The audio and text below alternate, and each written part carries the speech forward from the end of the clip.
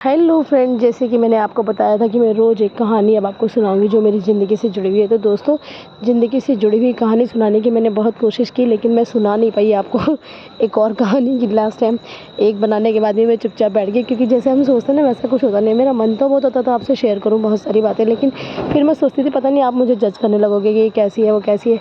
लेकिन फिर आज मैंने हिम्मत करके सोच ही लिया कि चलो ठीक है, तो मैं आपको कहानी ज़रूर सुनाऊंगी। तो भाई, मेरे पास में एक लेडी काम करती है, और वो लेडी वैसे तो मैं उसे अच्छी ठीक ठाक सैलरी देती हूँ, 12,000 रुपये। ठीक काम करती हो, लेकिन उसका जो पति है वो थोड़े कम पैसे में कहीं पे काम करता, तो वो थोड़ी परेशान रहती थी। उसके 2 छोटे छोटे बच्चे, एक 10वीं में पढ़ता है और एक छोटा है, एक उससे बड़ा है। तो आज मेरे पास एक बंदा आया, उन्होंने बोला कि उन्हें अपने रूम में सफाई करने के लिए किसी की ज़रूरत है। उन्होंने घर चेंज किया है। तो नॉर्मली क्या होता है कि हम उस लेडीज़ को कहीं बाहर नहीं भेजते किसी के भी घर पे काम करने के लिए। और अगर मैं कभी ऐसा काम कराती हूँ तो मैं उसके अलग से पैसे चार्ज करती हूँ भाई, क्योंकि ये मेरा बिज़नेस है। तो फिर जो भी मैं काम कराती हूँ मैं अपने लेबर को भेजती हूँ, लेकिन मैं अपने बिज़नेस के प्रति जो भी मेरे पैसे होते हैं वो मैं चार्ज करती हूँ, मैं लेती हूँ। और लेबर की तो फ़िक्स सैलरी है। लेकिन उस लेडीज़ की प्रॉब्लम को समझते हुए मैंने, जो मेरे पास सफाई करवाने के लिए आया कमरे की, मैंने उसे बोला कि आपको 500 रुपये लगेंगे। तो सिर्फ 1 घंटे का काम था और 500 रुपये बहुत ज़्यादा पैसे थे उसके लिए, क्योंकि हम जहाँ पे गांव में रहते हैं वहाँ पे 500 रुपये तो बहुत ही ज़्यादा है 1 घंटे में। यहाँ पे तो 200, 100, 300 में भी कोई इंसान मिल जाएगा जो बहुत अच्छे से सफाई कर देगा। अब ये 500 रुपये देने के लिए जो सफाई करवा रहा था उसको भी थोड़ा सोचना पड़ रहा था कि यार ज़्यादा नहीं हो गया। फिर मैंने कहा देखो, जैसा बोलोगे वैसा बहुत अच्छे तरीके से सफाई कर देगा बंदा, मतलब लेडी, लेकिन आपको पैसे तो पूरे 500 रुपये ही देने पड़ेंगे। तो वो इंसान मान गया, उसने बोला हाँ ठीक है। इस तरह से मैंने उसके घर की सफाई करवा दी और पूरे 500 रुपये उस लेडीज़ को दिए, और मुझे बहुत अच्छा लगा। मैंने अपनी लाइफ में कभी भी ऐसा नहीं किया।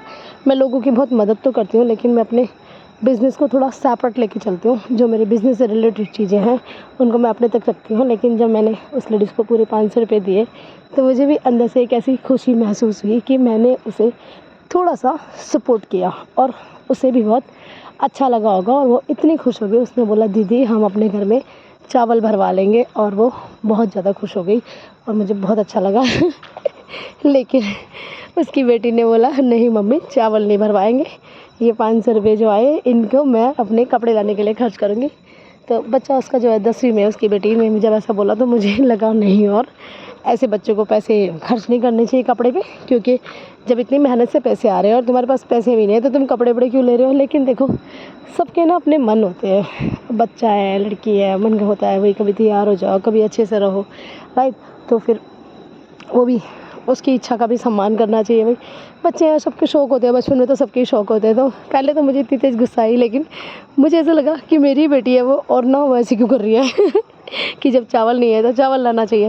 लेकिन उसकी मम्मी ने भी कहा कि अगर मैं अपनी बेटी को नहीं दिलाऊंगी कपड़े तो वो बहुत गुस्सा हो जाएगी मुझसे, और नाराज़ होकर कुछ कुछ बोल सकती है मुझे। मतलब जो सबकी फैमिली में होता है, बेटा नाराज़ हो जाएगा बच्चा तो मम्मी को अच्छा नहीं लगेगा। तो मैंने बोला ठीक है आंटी, कोई बात नहीं, उसका ही मन है तो लेने दो, वैसे बोल देना कुछ कम में ले लेगी, क्योंकि इन लोगों के लिए तो 500 रुपये बहुत है। तो गाइज़, आपको ये स्टोरी कैसी लगी? वैसे स्टोरी कल ही की थी, और अगर अच्छी लगी तो मुझे बताना।